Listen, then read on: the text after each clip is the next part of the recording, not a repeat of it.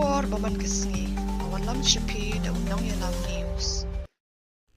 Ka anti-narcotic task force Meghalaya kala Pynlong ka jingïalang menta kasngi hak bala peniat ka jingïalang da chief minister u Konrad ke sangma hak ka jingdon lang u deputy chief minister ba Preston Tensong e minister jongka health and family welfare Dr. Amporin Lengdo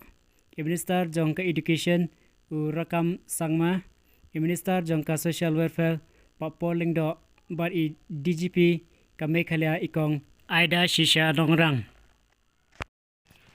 Hak ni ka jingïalang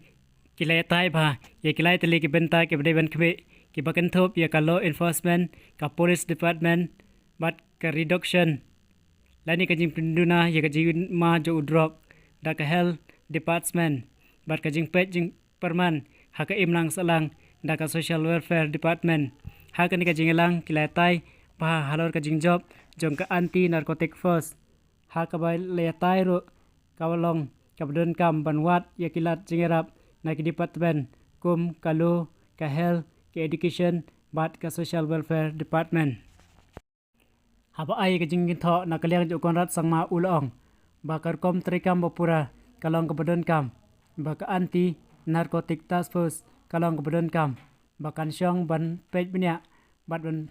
pentrikam kat kum ki jinglong bat badai ban dan kabut ne ka plan khakar kom kababiang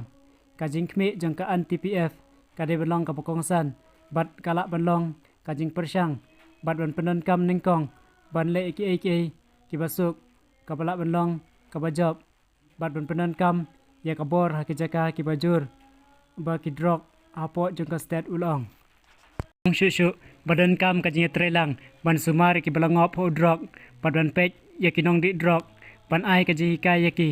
ban pej ya ka kot ki khya jong ki pat ban penia so lang ki hak em lang ka salang ka balong ka badan kam tam ka ba en pej bha da ka health department bat da ka social welfare department ula kren ro ya ka benta jong ka education department ba ka dei ban ai ki awareness program persya yo drop